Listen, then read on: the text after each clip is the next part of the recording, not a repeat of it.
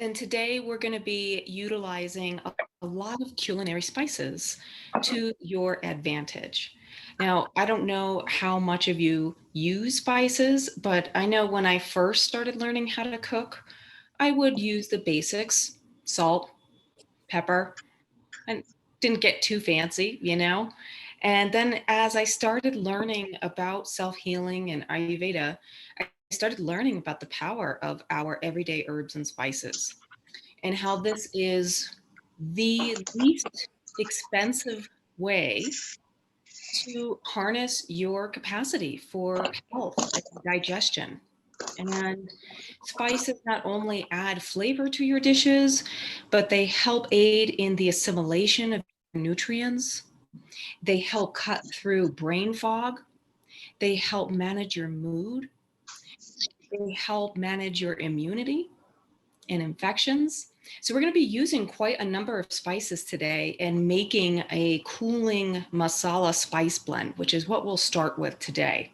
So what you're going to need, which I believe you've all gotten the shopping list and the amounts, yes?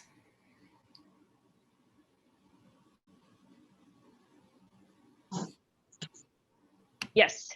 Thank you. So let me go ahead and just pull out my notes here. Hold on a second. I'm going to start with making this cooling spice mix. Each spice, like every food item, after being digested, is either heating or cooling to the body.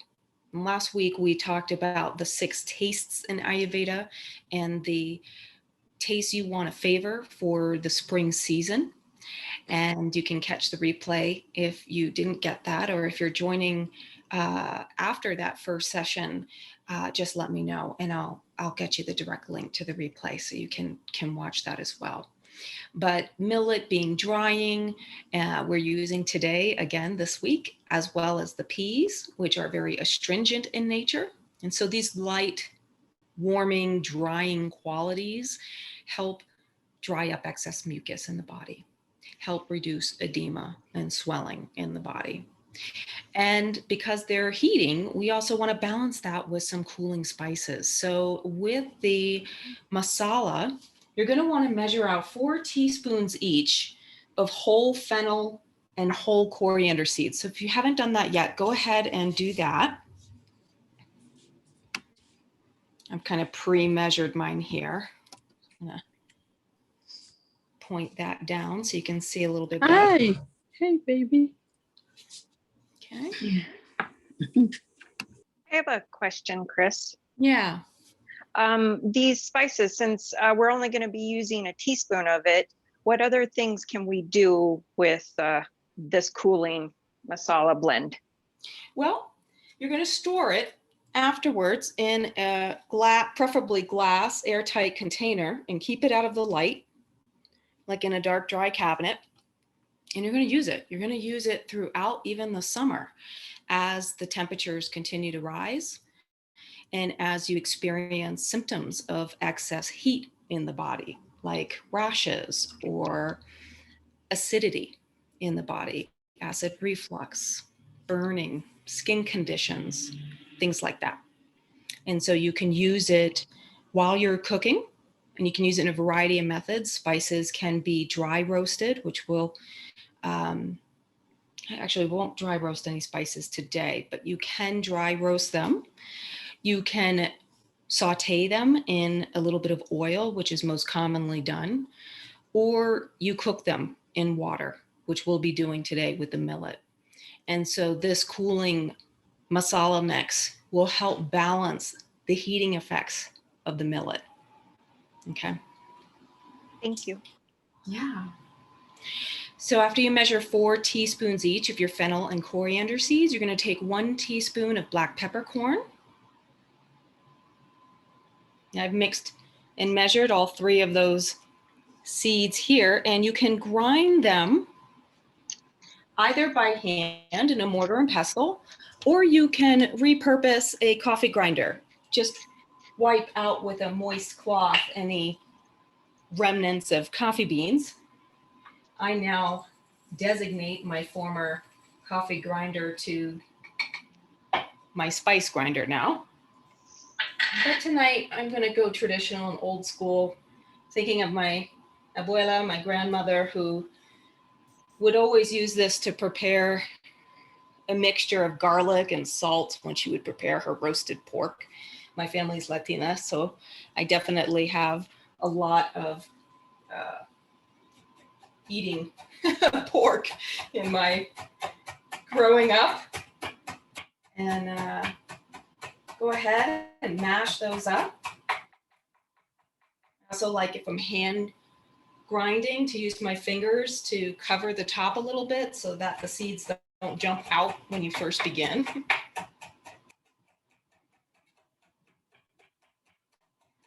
Anytime you're making a spice mix, you want to blend the whole seeds. And then as a second step, you add any pre-ground or powdery substance. Like in this case tonight, we'll add that sweetener, raw cane sugar or coconut sugar or sucanat, whatever you've grabbed.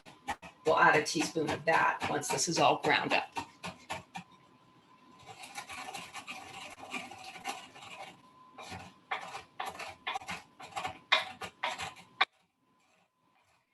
So while I grind away here, I'm going to talk a little bit about some of the medicinal properties of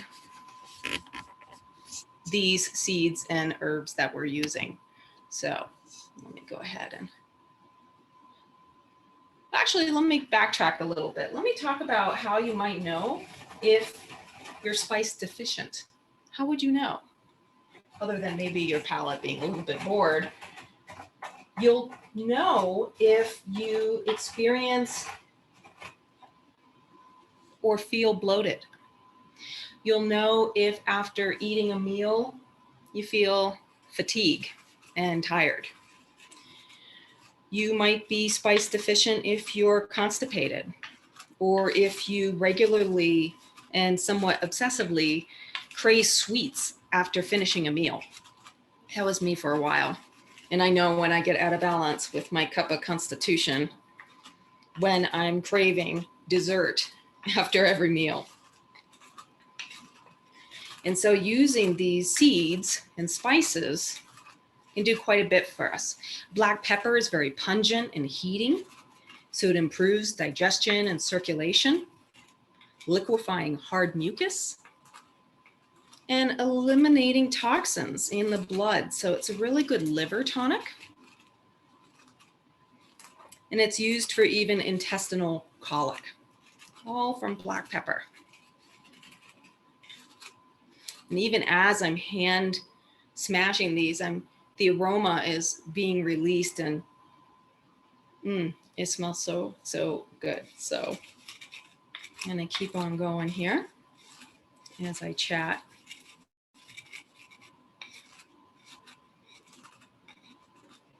Now, coriander is cooling. Coriander works against your acidity, your reflux. It is also a diuretic, so it makes it really helpful if you're having painful urination or retention of urination. It is a liver stimulant and anti-parasitic. The leaves are what cilantro is. And you can make poultices out of cilantro leaves and apply them as packs for rashes or even for headaches, certain kinds of headaches, the ones that tend to be around the temples, known to be a result of too much fire in the body.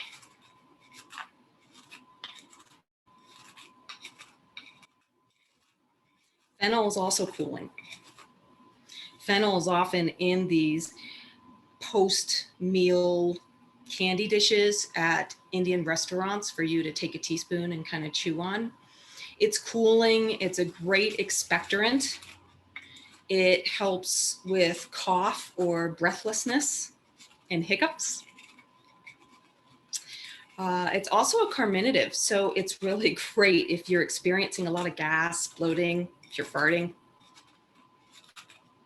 I really like to take some dry roasted mix of cumin, coriander, and fennel seeds with me when I travel. And we'll ask a friendly barista at the airport for some hot water in my thermos, and I'll make a tea out of these seeds just to help with some of the light qualities that we can experience with travel, especially air travel, and keep the digestive system happy.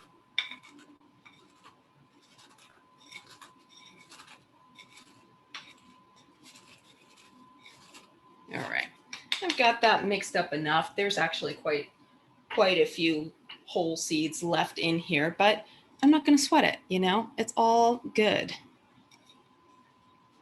Now we'll add our teaspoon of your sweetener to this mix. You can just take a teaspoon and mix that together, and we'll set that aside as we start to prepare our millet.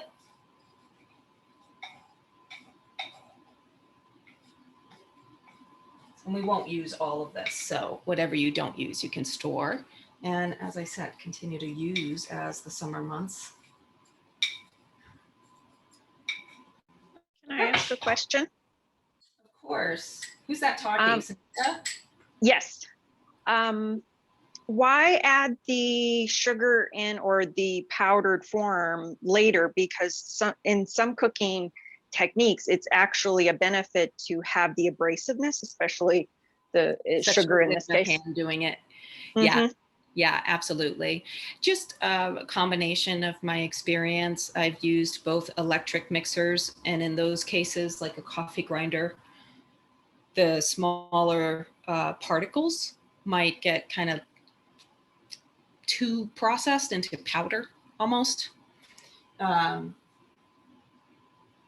just a method that I do of adding it later for containing any messes. Okay. But try both. No particular reason. Thank you. Yeah, outside of just trying not to get everything everywhere. Uh-huh. Especially when you're hand mashing it, right? All right.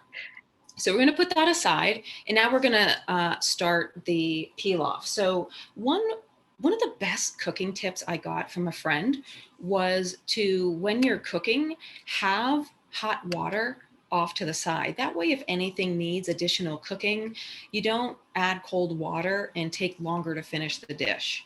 So I'm going to start an electric tea kettle I have off to the side here. You guys, if you don't have that, then go ahead and start to boil 1.5 cups of water on the stove. And then we're going to dry roast our millet.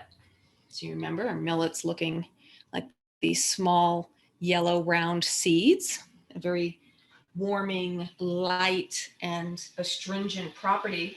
You're going to go ahead and use a 1.5 quart saucepan at least, and we're going to use a lid in a little bit. So go ahead and pull that out if you haven't already, and start warming that on medium-high heat.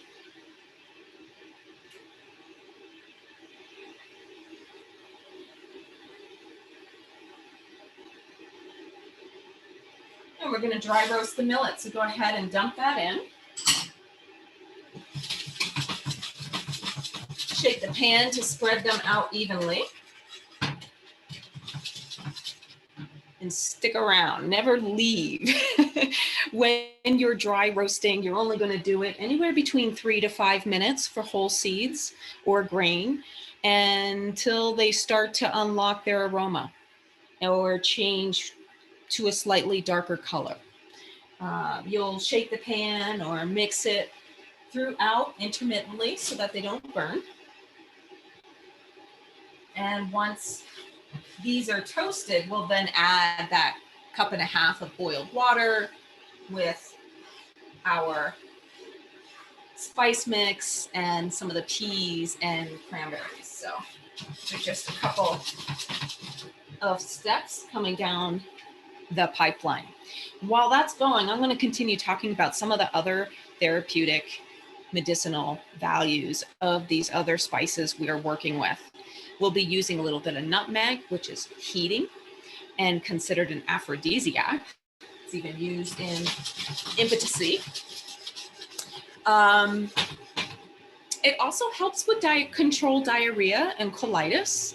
It's used in liver disorders. It's an anticonvulsant.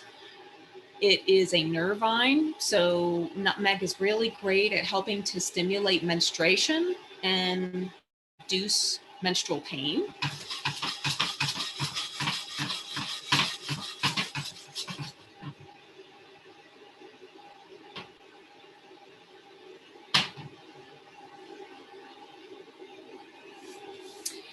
So that's nutmeg for you. We'll also be using some ginger, some fresh ginger root today, which is heating and is an excellent digestive aid. It's used for abdominal pain, colds, migraines. It reduces mucus. It's an anti-inflammatory.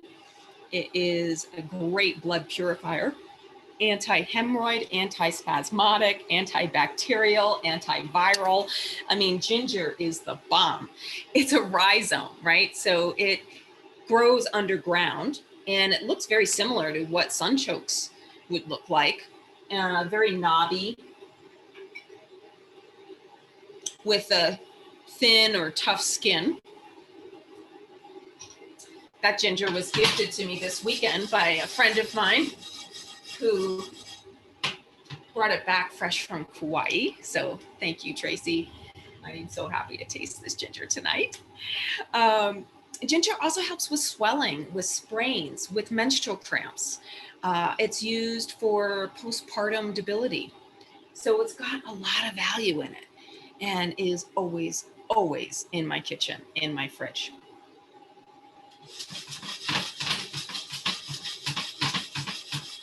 Keep this going. We're also going to be using some herbs, fresh herbs, rosemary, thyme, both of them heating. Rosemary increases blood circulation, eases menstruation and digestion, is really beneficial for headaches and helps prevent brain aging, which I found really fascinating. So yay, rosemary. Thyme is also heating, and thyme is particularly good for soothing a cough or decreasing gas. And as you probably guessed it, improving digestion, right? All of these improve digestion because all of spices and herbs have a direct correlation with a specific tissue in the body. Dr. David Frawley, who is an Ayurvedic physician, very well-respected Westerner and scholar in the Vedic sciences, he has a book called The Yoga of Herbs, which I highly recommend. And in that book, he talks about how each part of the plant's tissues correspond to our tissues. So he was saying that the liquid portion of a plant corresponds to our plasma, the liquid plasma in our bodies, that the pulp of a plant or the woody part of a plant corresponds to our muscle tissue, or that the sap corresponds to our bone tissue or bone marrow. It's just fascinating. And I have all of this written up for you guys, so you will get this all with the replay and the full recipe. So don't worry about trying to take notes with what I'm saying so far.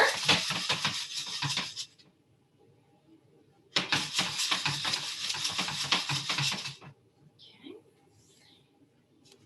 Any questions so far before I move on about this or anything else so far? No, going pretty good. Jana, what was that? I said no. It's going pretty good. Good, good. I'm glad. Do, do, do, do.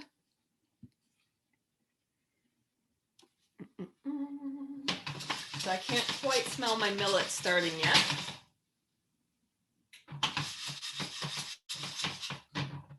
So just going to practice patience and hang out here with you guys. you know, how many of you, were able to find sunchokes tonight? I was able to find them. Excellent, excellent. I was not, and so I am using a substitute today of canned artichoke hearts. You can use fresh artichoke. Where did you find them, Jana? At Whole Foods. Ah, okay, thank They you. were right next to like the jicama and the turmeric root. Yeah, exactly. It's a tuber, so it'll be with your ginger, with your fresh turmeric root. You could also use parsnip or water chestnuts as alternatives. Himika is another alternative texture-wise. Sunchokes are in season in early spring, so depending on the region you live, you may or may not have them yet. Sunchokes can be really hard to peel. So Chris, this is Jana. So yeah. once you can smell the millet, do you want us to add the water? Yeah, add a cup and a half of your boiled water. I'm just starting to smell mine now too. Keeping me on track, Jana.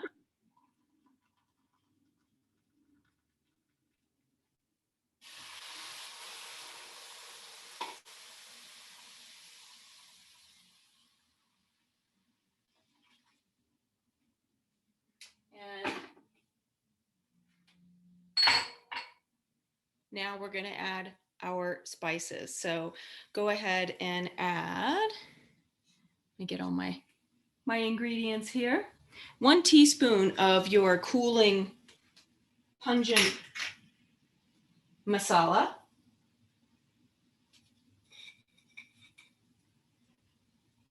This is going to be released with the water. We're going to add our salt. And that's going to be 3/4 of a teaspoon of salt.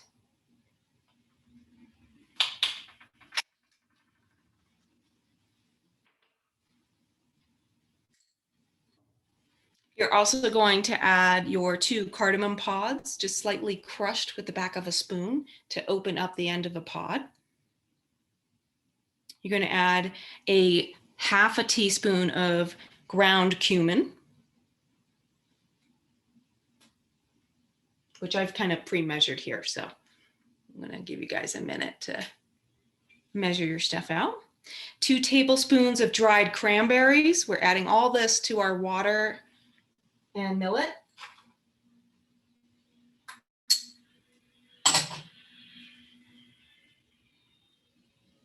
We're also going to add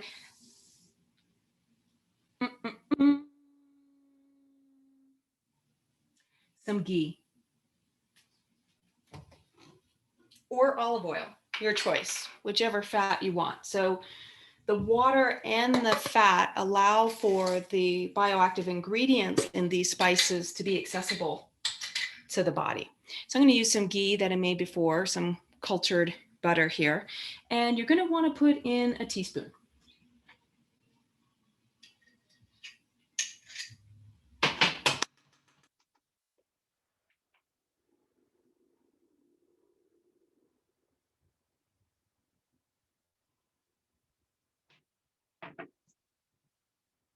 And then lastly, you're going to want to chop up a teaspoon of fresh herbs. Now this might be dill, or it might be parsley or cilantro. I didn't have any of those handy today, so I'm actually going to use some fresh oregano that a friend gifted me over the weekend from her garden. Does the fresh herbs include the rosemary and thyme? No, that will be used for the dressing on the salad. So we're just starting the millet pilaf now because that'll take about 25 minutes to cook. And while it cooks, we'll go to preparing our salad and the dressing.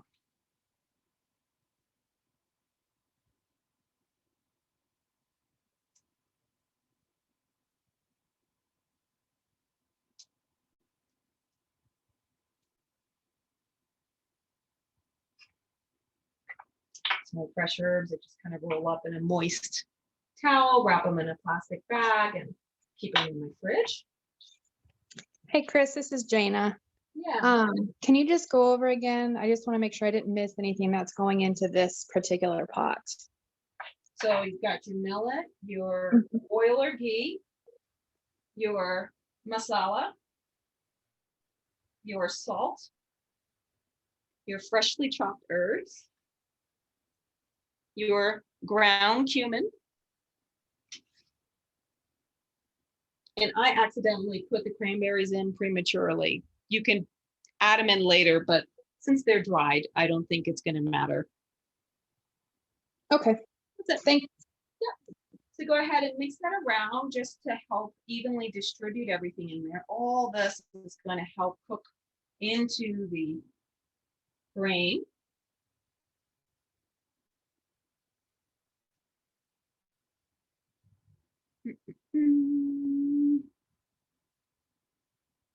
And we're going to cover and reduce the heat to low. And let that simmer for about 25 minutes.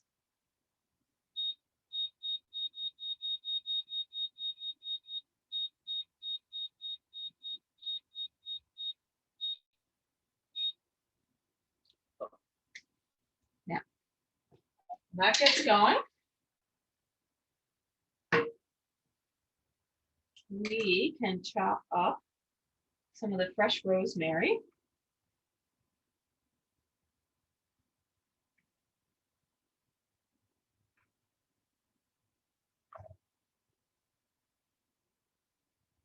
In preparation for our dressing. So for the dressing, bear with me a sec.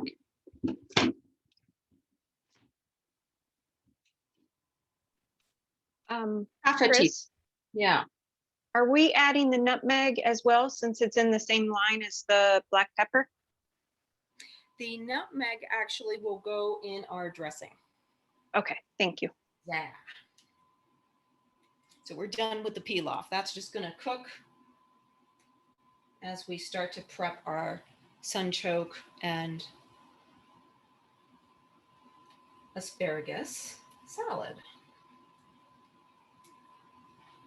We're going to be steaming the artichokes, sunchokes, water chestnut, whatever you got. We're going to be steaming that in the asparagus. So you might also want to start getting a steamer ready and boiling some water for that.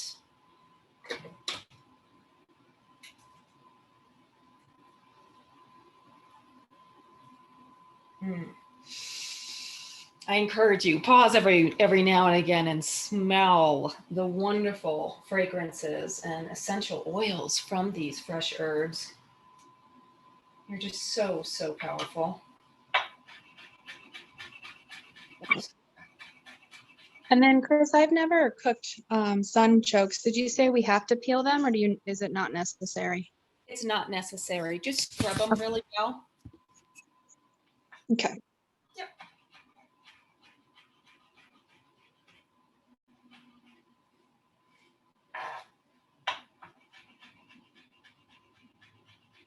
Sunchokes actually are a member of the sunflower family. They have no relation to artichokes. It was actually a misuse of the name in the Spanish language to turn to the sun. And somehow the word got mixed.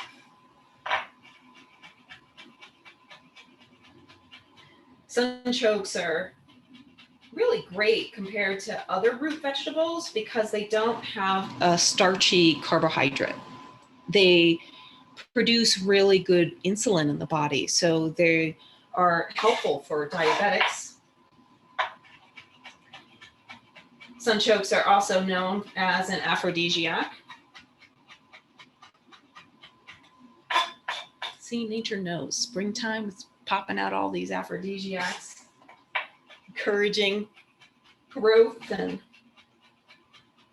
new beginnings.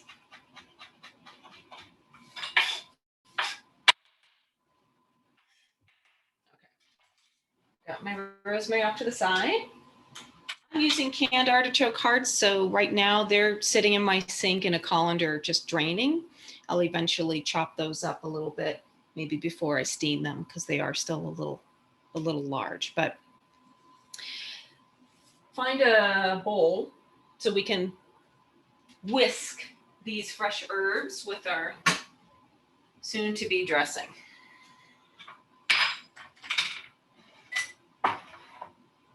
So for our dressing, you can use some olive oil, 1 teaspoon.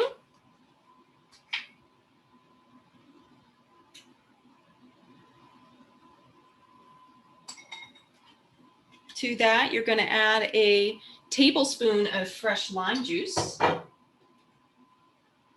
like to roll my limes on the counter before I cut into them, just kind of breaking up some of the cell walls and making it easier to squeeze and get the juice.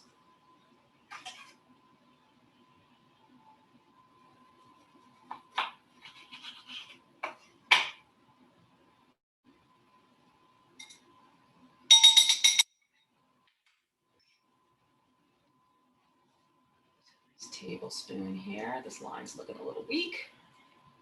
I'm trying and salvage what I can in here. I did buy a fresh one in case I needed to. I think I can get the last dregs out of this one.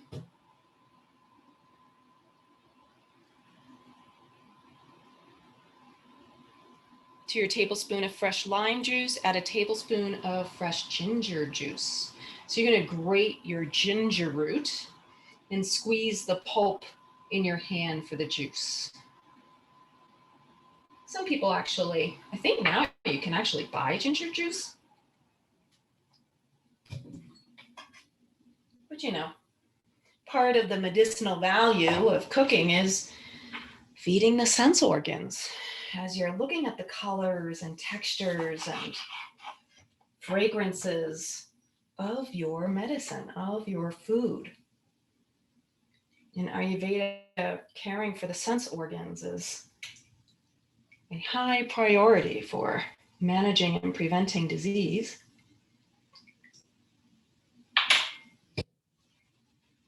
And that life force energy of prana comes through all of our sense organs. So the ginger, it's up to you if you want to peel it. I personally do peel it. You can peel it with the edge of a spoon pretty easily. That's a great tip I got. Another great cooking tip from a friend of mine.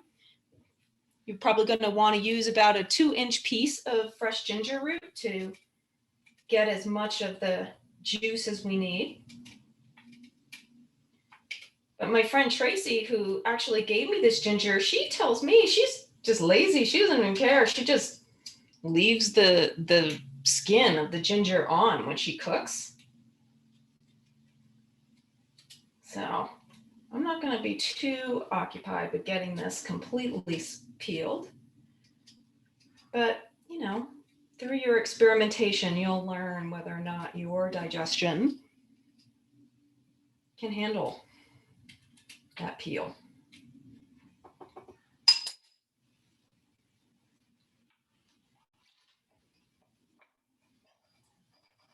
So, what are some of your best kitchen tips that you've learned along the way? I'm curious.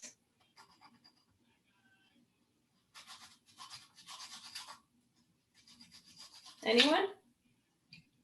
Well, for me, if I have a pantry full of spices and basic ingredients like various grains and such, I can make just about anything. So I had everything on your list tonight except for the sunchokes and the asparagus, and that was it.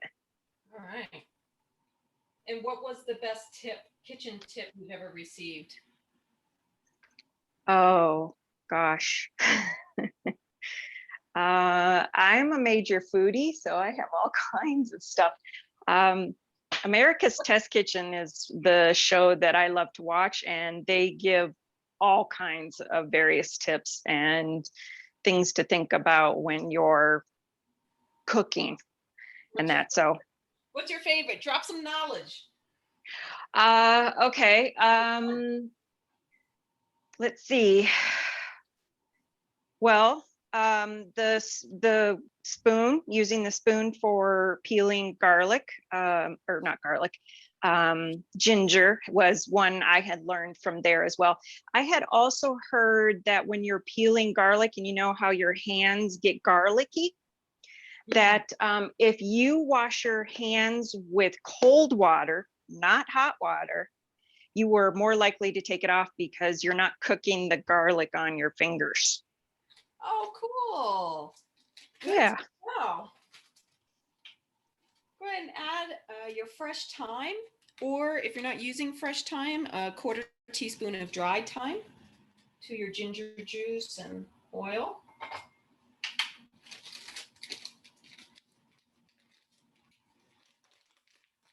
Half a teaspoon of salt is going to go in there as well.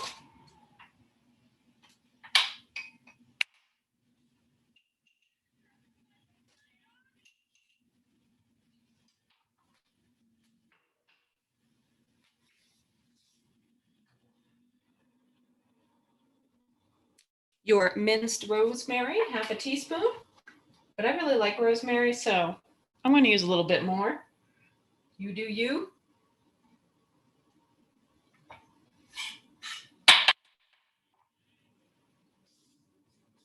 Now a quarter teaspoon of your ground nutmeg.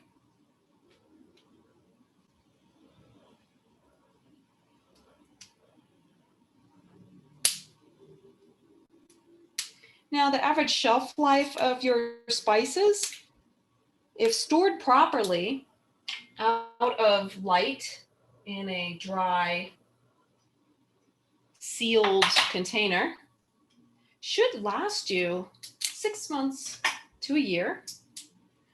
Buying whole seeds or nuts and grinding them fresh as you use them is preferable. They'll last longer. They'll have more power in their therapy just by being so fresh. Okay. Quarter teaspoon of our nutmeg. You know, before Ayurveda, I never considered using nutmeg in like a dish like this, like a savory dish. I always considered it something sweet and only for baking, like cinnamon. But learning more about the value of your spices will take you far, my friends. In my Clear Mind, Strong Body program, we devote a whole module and week to the power of culinary spices and how to use them in different methods. And now we're just going to go ahead and whisk up our dressing here and set it aside for our sunchokes and asparagus. And I can hear my water boiling.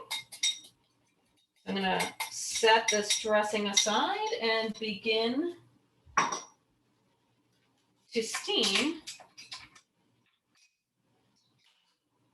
your sunchokes. You could do your sunchokes first. They're going to take about 10 minutes or so until they're crisp, tender. I'm using, as I said, canned artichokes, so mine will probably take less time, but you want to cut those in about 2-inch pieces, maybe 1.5 inches, I'd say even.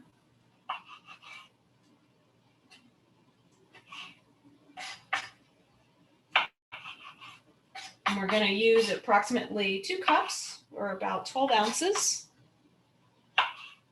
If you're working with fresh artichoke, just be sure to peel away those tough outer leaves and get to the more tender, pale leaves in the heart center.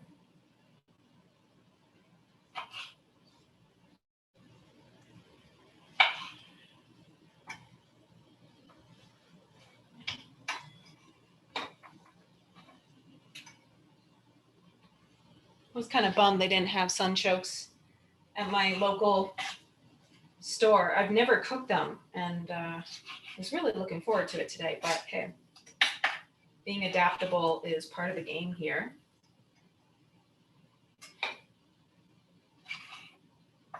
So if you're ready with your sunchokes, go ahead and put them in your steamer basket and start the clock for about 10 minutes or so as you move on to wash and trim your asparagus spears.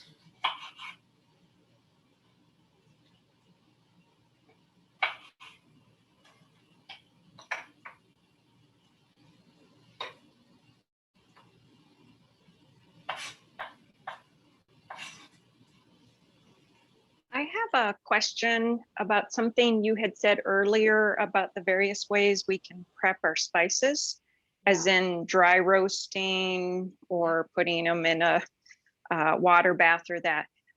Does the cooking method change any of the Ayurvedic qualities of the spices? That's a great question. Generally not. When you use oil, it being a fat allows for a better transport of the spices and herbs. Oil as a substance is heating, so it can add some additional heat to maybe already warming spices. But that's where ghee is a really great and often preferred fat or oil to temper spices with, because it doesn't heat the body. It does stoke digestion without heating the body, which is what makes it so extra special. Dry roasting, has a dry quality to it, right? So that's going to bring balance to oily properties. If your skin is really oily, your hair is really oily, or you're experiencing a lot of heaviness in the body, in the limbs, bogged down by mucus or stagnant lymph or stool.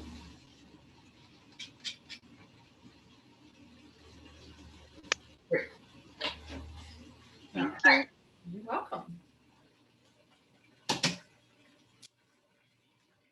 Go ahead and get my artichokes in here.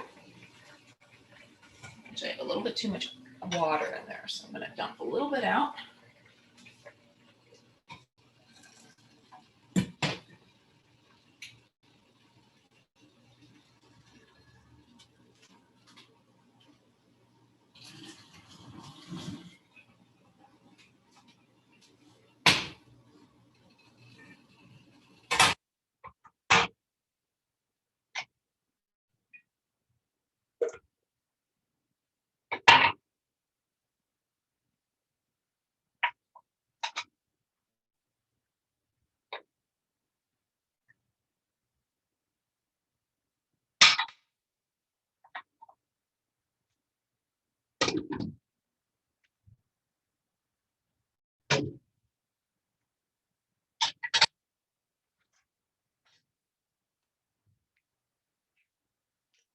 Rinse off my board here.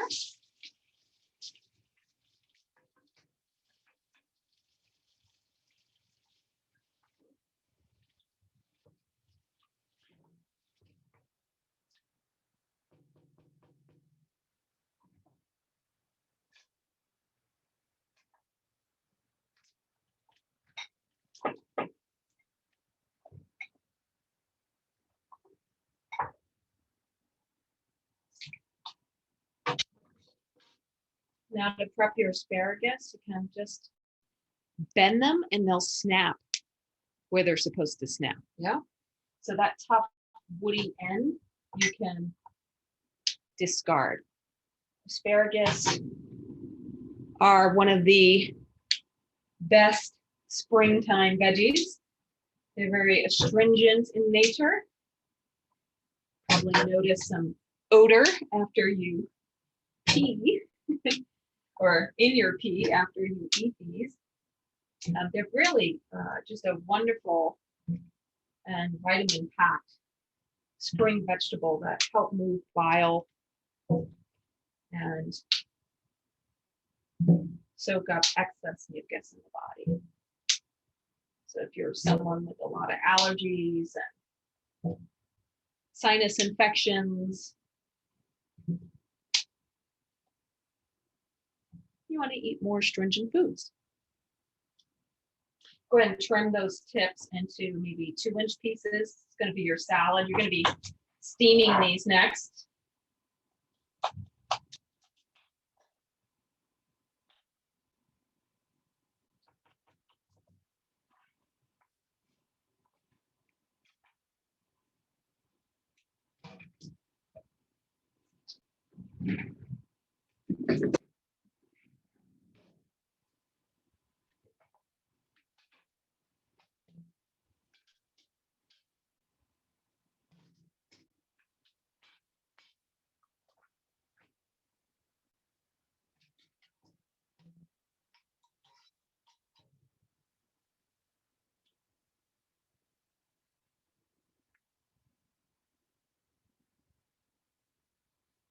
How's everybody doing?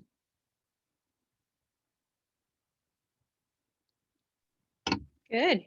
Good.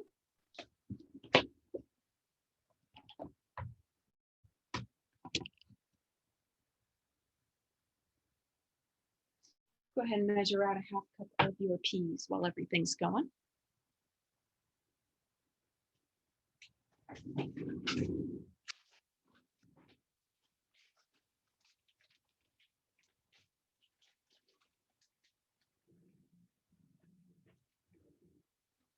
Ooh, that millet's starting to smell good. You can smell the spices coming even through little bits of seed.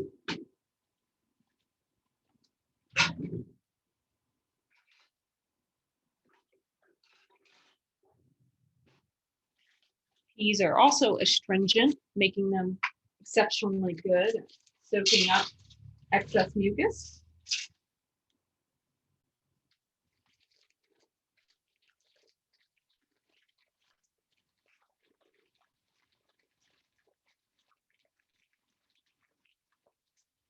My farmer's market in Colorado Springs downtown is not yet fully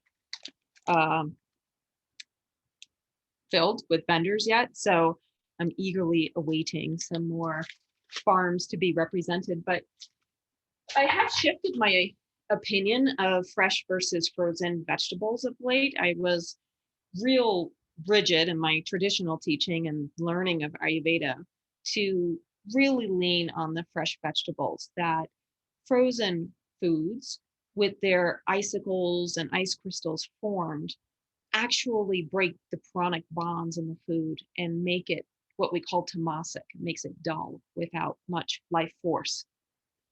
But I've kind of shifted my view on that a little bit in the years of practice. Sure, fresh is great. I would love to be a master gardener and have the space to go out and trim and snip and do it, but I don't.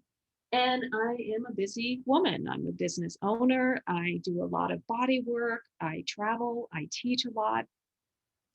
And one of my mentors, Kate Stillman, was talking about how in the wintertime, underneath the snowbanks in late winter, early spring, rose hips are still coming up. Daffodils still can spring up through snowbanks in late April.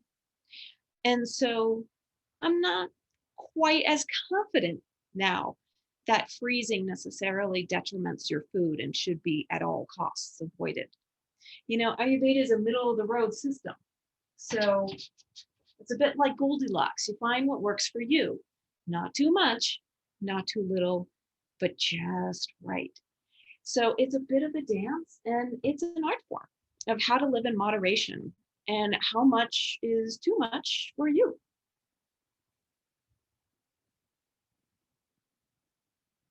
So I'm just going to get my serving plate for the salad ready because my artichokes are going to be ready any moment now. Again, your sunchokes may take a little bit longer if you're cooking with, you know, the actual raw sunchokes, which by the way, can be eaten raw, but can be a little tougher to digest that way. So I would recommend that when you eat and prepare sunchokes that you do cook them lightly, at least to a crisp tender.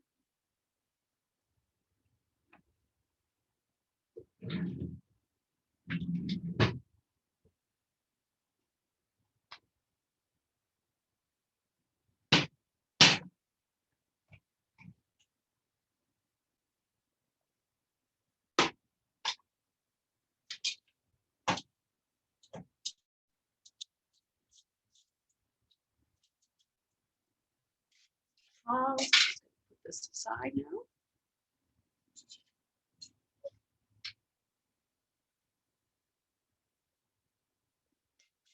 And then go ahead and put your asparagus tips into your steamer.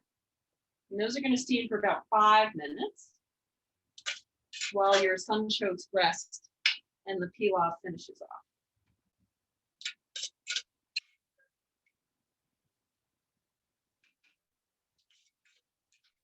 Now this recipe comes tonight from Divya Alter, an Ayurvedic practitioner and chef and mentor of mine.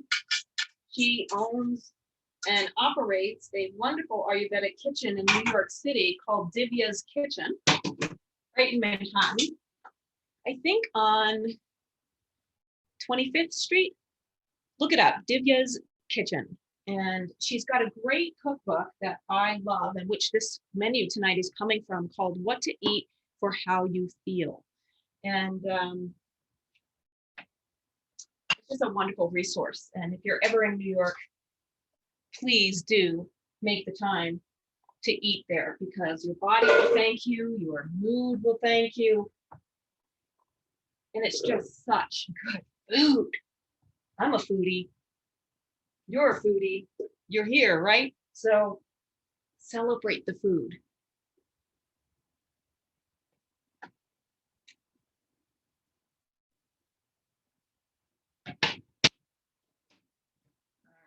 Asparagus in. Pilaf is about to be ready any minute. I actually still have a bit of water, so I'm going to keep cooking mine longer. If your grain is not fluffy, if the water hasn't evaporated, or if it's still a little hard, you can add some of that hot water, maybe about a quarter cup at a time, and continue cooking for another 5 or 10 minutes to cook the grain thoroughly. I just need to turn up my heat a little bit. And I'm going to add a little bit of time to it because I need to. Now, if yours is cooked and you don't need to add any extra time, great. Go ahead and take the lid off, turn off the heat, and add your peas and your cranberries. Then go ahead and cover immediately and let it rest for about 5 minutes. And that way the steam and the essences of it all will help plump up those dried cranberries and thaw out any frozen peas and cook them lightly.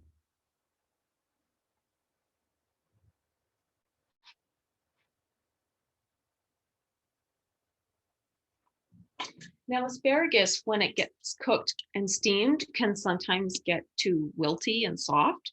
So right before you take that out, go ahead and maybe prepare a bowl of cold water or ice water if you can. I'm just actually going to fill my sink right here with some cold water.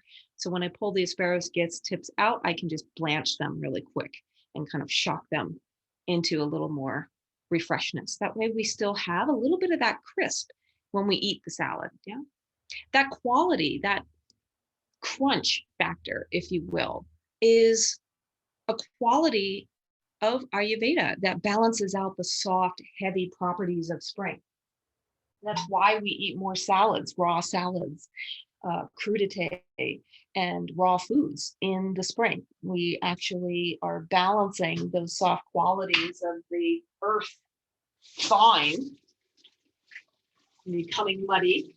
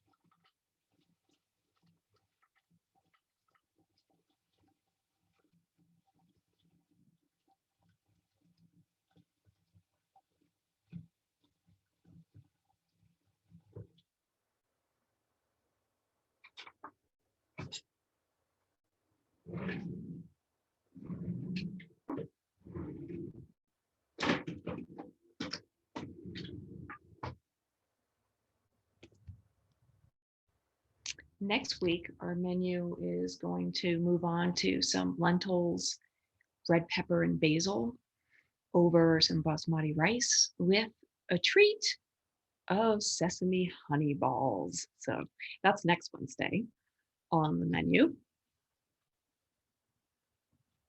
Because of course I still need to get a little bit of sweet on.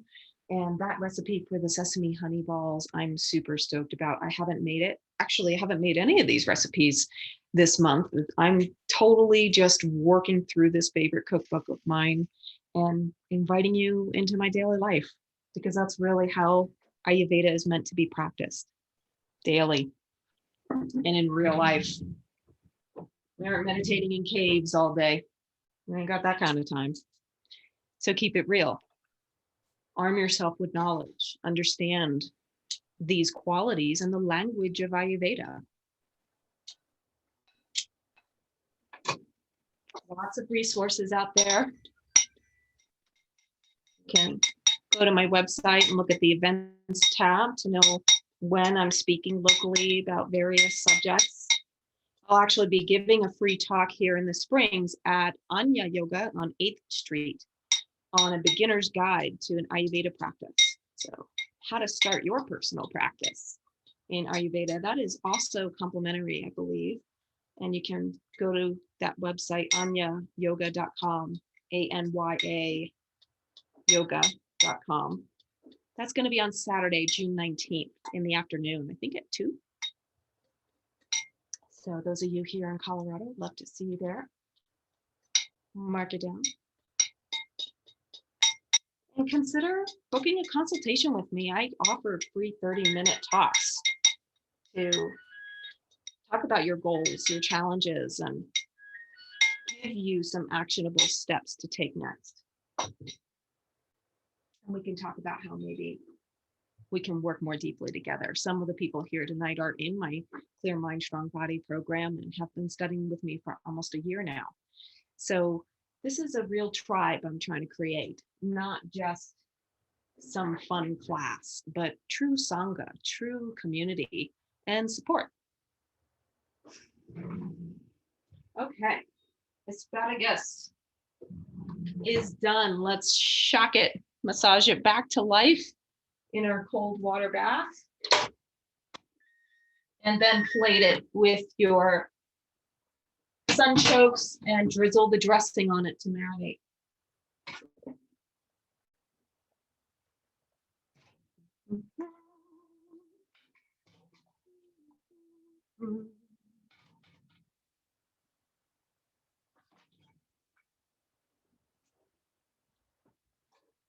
Another hot kitchen tip for me to you: never prepare your meals or eat when you're upset.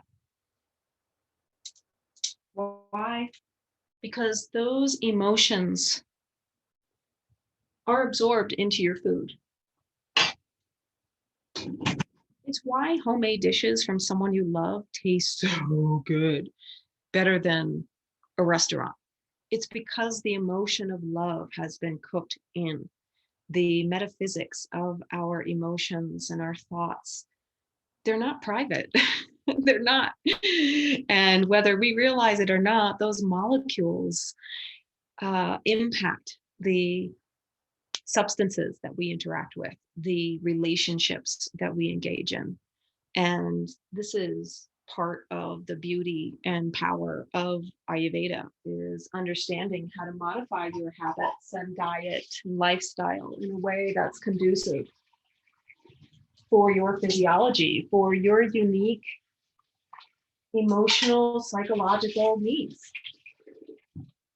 Because we know all disease starts in the mind. All right. So I'm going to go ahead and add my asparagus to my chokes. Give it a little toss. And then coat it with my dressing. An eye on my millet here. It's looking better and better. I think I should have used a smaller saute pan, but I wasn't sure how much room I was going to need. I didn't want to have it be too small, so You know what? I think I'm actually going to mix this right in this pot here. Make it a little easier and more uniform.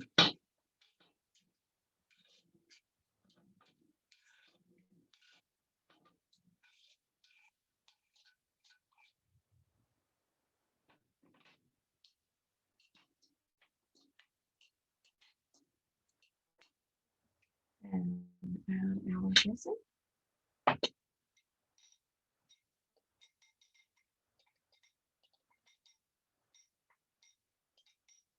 I didn't get a lot of ginger juice out of my ginger pulp. I think I should have used maybe a different grater. Last week I talked about how you spend your money in the kitchen, not the closet. And a microplane is a must-have in your kitchen. Go ahead and just toss that dressing around. Add my peas, because now my millet is almost ready. Turn that on.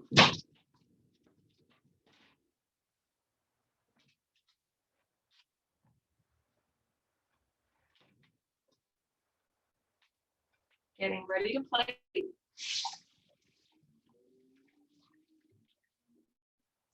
Speaking of which, I'm serving on one of my favorite plates, these hand-painted terracotta plates I picked up in Tulum, Mexico. And just love bringing color and joy. And again, everything from our sense organs can feed us as much as our food does. So part of improving digestion as an Ayurvedic practice is making your eating environment pleasant. That might include getting some linen napkins or some new placemats or some favorite plates. Go ahead and plate your salad.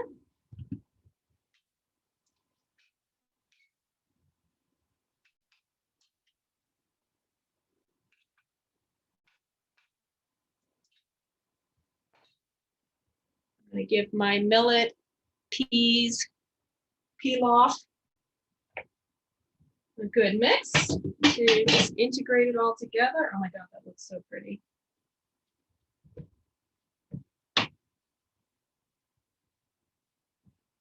Here you can also add your more fresh herbs if you want. I mean, really, the sky's the limit. So typically when I make a new recipe, I like to go strictly by the original author and cook to see what it tastes like as they envision it, and then go ahead and tweak it thereafter. I'm not always quite as good at tasting as I go along, but hey, that's another skill set to learn, right? So I'm gonna go ahead and plate that next to my Sunchoke asparagus salad. Oh, almost looks like Christmas on a plate.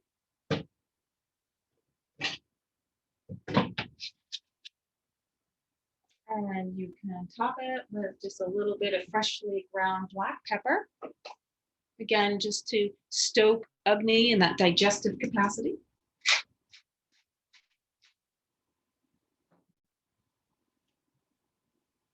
Friends, we have our millet pilaf with peas and cranberry and sunchoke asparagus salad for the evening.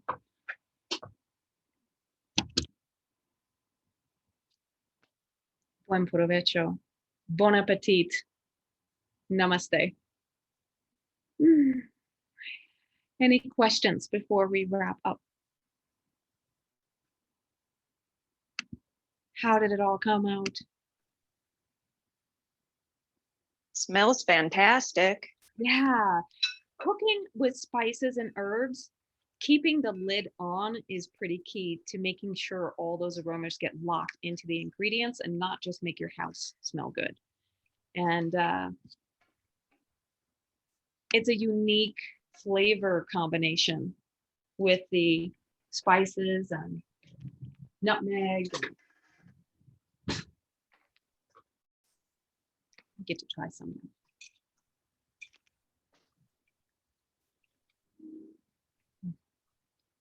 Hmm. Yum.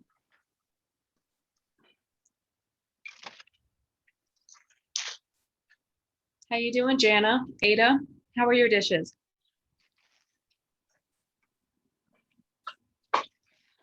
Ooh, I really like the zing of that salad and the dressing with the ginger and the lime. Ooh, that's good. Mm.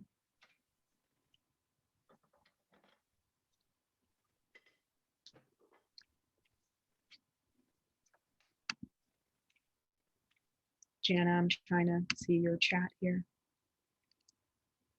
Oh, okay. Let me unmute you.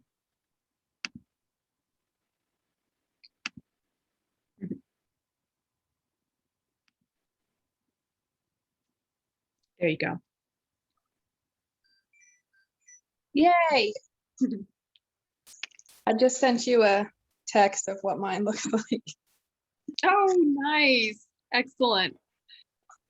Yeah, I really am going to have to get this video thing sorted for next week. But I'll post it on the Facebook event page for What's Cooking Good Looking. So if you are on social media, you can follow me, Rasayana, on Facebook, Twitter, Insta.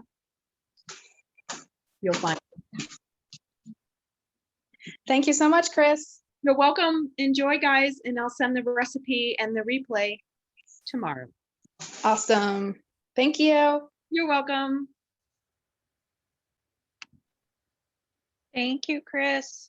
You're welcome, Samantha. See you next week. And yes, I'm looking forward to that. That sounded really tasty. I love lentils, and I'm looking forward to the sesame balls.